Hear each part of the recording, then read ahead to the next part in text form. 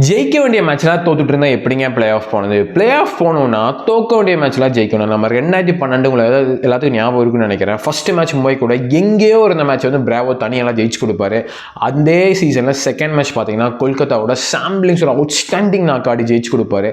So நம்ம வந்து play off போனப்பெல்லாம் தோக்க வேண்டிய மேட்ச்சை ஜெயிச்சுட்டு இருந்தோம். ஆனால் இப்போல்லாம் பார்த்தீங்கன்னா ஜெயிக்க வேண்டிய மேட்ச்சை தோத்துட்டு இருக்காங்க. நேற்று மேட்ச்சு SRH ஹைதராபாத்தில் 200க்குள்ளே நிறுத்தினதுக்கப்புறம் கண்டிப்பாக இந்த மாதிரி ஜெயிச்சிருக்கணும். எனக்கு என்ன சொல்கிறேனே தெரியல. இப்படியெல்லாம் நம்ம டீம் பெர்ஃபார்ம் பண்ணுறது என்னங்க பண்ணுறது? ஃபஸ்ட்டு 3 மேட்ச் தோத்தோம், அது வேறு கதை. பிகாஸ் ஃபஸ்ட்டு 3 மேட்ச்சில் நம்ம காம்பீட் கூட பண்ணல, கிட்ட கூட போகல. ஆனால் நேற்று ஒரு 2 மேட்ச் ஜெயிச்சதுக்கப்புறம் நேற்று ஜெயிச்சிருந்தா 3ல் 3 வின்னு 3 லாஸ், மிட் டேபிள் போயிருக்கலாம், சரியான பாசிட்டிவாக இருந்திருக்கும். அந்த மேட்ச் எப்படிங்க தோற்றுங்க? அது எனக்கு தெரியல. சரியான ஸ்டார்ட் பவர் பிளே இல்லை, அதுக்கப்புறம் தோற்றதான் எனக்கு ரொம்பவுமே கடுப்பாக இருக்குது. கண்டிப்பாக வந்து ருத்ராஜ் கைக்கோட் வந்து 6 மேட்ச்சுங்க கேப்டன், ஒரு retention player. Akeal Hosein, Sarfaraz Khan, Jamie ஹோட்டல்லாம் பேஸ் ப்ரைஸ் எடுத்த பிளேயர்ஸ் எப்படி பெர்ஃபார்ம் பண்ணுறாங்க? நம்ம ரிட்டன்ஷன் 18 கோடி கொடுத்து நம்ம ருத்ராஜ் கைக்கோட் எடுத்திருக்கோம். அவர் எப்படிங்க ஆடிட்டு இருக்காரு? 6 மேட்ச்சில் ஒரு மேட்ச் கூட ஆடி தரல. அதே மாதிரி தான் சிவம் துபே இந்த வருஷம் ஒரு மேட்ச் கூட வரல. 2 பேரும் 2 சீனியர் பிளேயர்ஸ் வந்து 2 பெரிய ரிட்டன்ஷன்ஸ் வந்து இப்படி ஆடிட்டு தான் நம்ம என்னங்க பண்ணுறது? கண்டிப்பாக இவங்க 2 பேரும் ஸ்டெப் அப் பண்ணி ஆகணும்.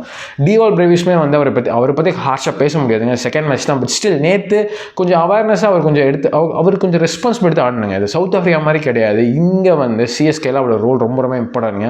அவர் கொஞ்சம் டைம் எடுத்து தான் ஆடி ஆகணும். அண்ட் சர்ஃப்ராஸ் கான் நல்லா ஸ்டார்ட் தராரு. பட் அந்த ஸ்டார்ட்டை கன்வெர்ட் பண்ணுங்க. பிகாஸ் எல்லா மேட்சும் ஸ்டார்ட் தராரு. அந்த ஸ்டார்ட்டை கன்வெர்ட் பண்ணாலும் நல்லா இருக்கும் பார்க்கறதுக்கு. மேத்யூ ஷர்லாம் அவ்வளோ ஸ்லோவாக ஆடிட்டு இருந்து என்ன பண்ணுறேனே தெரியலைங்க. நேற்று நமக்கு கொஞ்சம் அன்லக்கி தான். பிகாஸ் ஆயுஷ் மாத்திரை வந்து இன்ஜுரி ஆகலைன்னா கண்டிப்பாக வந்து அவர் நின்று அடிச்சிருப்பார். அவர் ஆயுஷ் மாத்திரை இன்ஜுரி ஆகலைனாவே நம்ம அவர் ஒரு 8-9 ஓவர் நின்றுருப்பார். அப்படி நின்று தான் மேட்சை முடிச்சிருக்கலாம். அது நம்ம கொஞ்சம் அன்லக்கி தான்.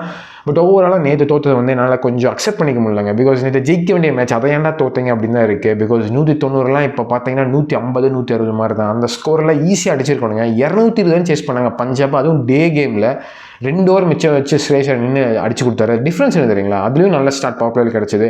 பட் ஆனால் அதுக்கப்புறம் ஸ்ரேயசன் ஒரு மனுஷன் நின்று ஆடி முடிச்சு கொடுத்தாருங்க. இங்கே அந்த மாதிரி ரெஸ்பான்சிபிலிட்டி எடுத்து மேட்சை முடிக்கிறதுக்கு ஆள் இல்லை. அது பெரிய செட்பேக்கே நமக்கு. நேற்று ருத்ராஜ் கைக்கோடுக்கு சரியான ஆப்பர்ச்சுனிட்டி இந்த மேட்சை முடிக்கிறதுக்கு. ஆனால் அவர் பண்ணலை. ரொம்ப கடுப்பாக இருக்குங்க சீரியஸாக. பவுலிங் அவ்வளோ நல்லா போட்டோம். ஏன்னா ஜேமி ஹோட்டர்லாம் இடிக்கிறாரு. 1.5 கோடி தான் லாஸ்ட் இயர் எடுத்தோம். இந்த சீசன் ஸ்டார்டிங்கில் எவனுமே எதிர்பார்க்கல ஜேமி ஹோட்டர் வந்து நம்ம டீமில் விளையாடுவார்னு கூட. பார்த்தா இடிக்கிறாருங்க. நம்ம டீமோட ஹீரோவாக இருக்கார். நம்ம டீமோட ஃபஸ்ட்டு நேம் அந்த ஷீட்னு போட்டிங்கன்னா நம்ம ஜேமி ஹோட்டர்னு எழுதி ஆகணும். சரியான ஸ்பெல்லுங்க நேற்று. Game changing spell. தூபே அந்த சிட்டரை விட்டதுக்கப்புறம் வந்து என்ன பாலுங்க, அன்பிளேபிள் பால் போட்டு தூக்குனார் அபிஷேக் சர்மா. வேணா அபிஷேக் சர்மாலாம் ஆள் விட்டு தானே 230 ரன் போயிருக்கோம். 40 ரன் தோற்றுருப்போம். ஸோ அப்படி வந்து உசுரை கொடுத்து பவுலிங் போட்டு அவளை நிறுத்தினதுக்கப்புறம் செம்மையாக பவுலிங் போட்டார் குர்ஜப் நேற்று. அன்சுல் கம்போஜ் 3 ஓவர் தான் போட்டார். 10 டாட் பால் இறக்கி நடக்கிறாங்க. 100 அந்த பிச்சர் 4 ஓவர் 30 ரன் கொடுத்து நிறுத்துறாரு. ஸோ எல்லாரும் பவுலிங் வந்து இவ்வளோ நல்லா 3 மேட்சை போட்டுருக்கிறப்போ பேட்டிங் நம்மகிட்ட பிளேயர்ஸ் இருக்காங்க. பர்ஃபார்மன்ஸ் தான் வர மாட்டேங்குது. அதாங்க ரொம்ப கடுப்பாக இருக்குது. இப்போ பிளேயர்ஸே இல்லை. லாஸ்ட் இயர் மாதிரி பிளேயர்ஸே இல்லைன்னா அது வேறு கதை. அதை பற்றி நான் பேசவே மாட்டேன். பட் இந்த இயர் வந்து நம்மகிட்ட பிளேயர்ஸ் இருந்து நம்ம இப்படி அண்டர் பெர்ஃபார்ம் பண்ணுறதாங்க அக்செப்டே பண்ணிக்க முடியல. கண்டிப்பாக வந்து ருத்ராஜ் கைக்கோட சிவம் துபேவும் ஒரு ரெஸ்பான்சிபிலிட்டி ஆடியே ஆகணும். அண்ட் ஆயுஷ் மாத்திரைகள் இன்ஜுரி இருந்தால் நம்ம சீசனே பெரிய ட்ரபுளாக இருங்க. ஆயுஷ் மாத்திரை எனக்கு வேண்டிட்டு இருக்கு. அவருக்கு வந்து இன்ஜுரி ஆகிருக்கூடாது. ஆல்ரெடி கலையில் வந்து நேற்று நிலைச்செல்லாம் போயிட்டாங்க. தோனியும் இல்லை 6 மேட்சாக. ஸோ கண்டிப்பாக ஆயுஷ் மாத்திரைக்கு பெருசாக இந்த இன்ஜுரி இருக்கக்கூடாதுன்னு நினைக்கிறேன். இன்கேஸ் அவருக்கு இன்ஜுரினா கார்த்திக் சர்மாவில் இருக்கலாம். இல்லைனா நம்ம வந்து சர்ஃப்ராஸ் கான் ஒரு மேபி 1 down புஷ் பண்ணிவிட்டு நம்ம வந்து தோனியை கீழே ஆடலாம். தோனி ஃபிட்டாக இருந்தால் நம்ம வந்து பிளே ஆஃப்ஸ் போக முடியுமாங்க? 8 மேட்ச் 6 ஜெயிக்கணும். ஆனால் நமக்கு என்ன ஒரு நல்ல விஷயம்னா எல்எஸ்ஜி கூட 2 மேட்ச், ஜிடி கூட 2 மேட்ச், மும்பை கூட 2 மேட்ச், SRH கூட 1 இருக்குது, டிசி கூட 1 இருக்குது. ஸோ கண்டிப்பாக அந்த 8 மேட்ச்சில் வந்து ஒரு 6-7 மேட்ச் நல்லா ஆடினா ஜெயிக்கலாம். பிகாஸ் பஞ்சாபோ ராஜஸ்தானோ ஆர்சிபி அந்த மாதிரி டாப் டீம்ஸ் கிடையாது இதுக்கப்புறம் நம்மக்கிட்ட.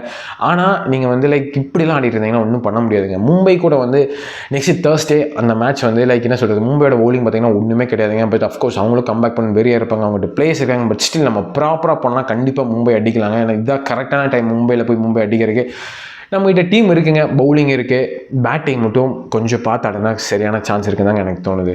ஸோ பிளே ஆஃப்ஸ் போகமா மாட்டோமா நீங்கள் என்ன கேட்டிங்கன்னா நம்ம பிளே ஆஃப்ஸ் கொஞ்சம் புஷ் பண்ணணும்னு தோணுது. பட் கன்ஃபார்மாக பிளே ஆஃப் போகுமா இல்லையா அப்படின்னு நம்ம வந்து வெயிட் பண்ணி தான் பார்க்கணும். பட் அடுத்த 3 மேட்ச் ரொம்ப இம்பார்ட்டன்ட்டுங்க. மும்பை, ஜிடி, மும்பை கூட வான்கடையில் அடுத்த 2 மேட்ச் ஹோமில் சேப்பாக்கில், ஜிடி கூட சேப்பாக்கில், திரும்பி மும்பை கூட. இந்த 3 மேட்ச் ஜெயிச்சோம்னா கண்டிப்பாக வந்து 4 வின் 4 லாஸ்ன்னு சொல்லிட்டு நம்ம திரும்பி பேக் ஆன் ட்ராக் வருவோம்.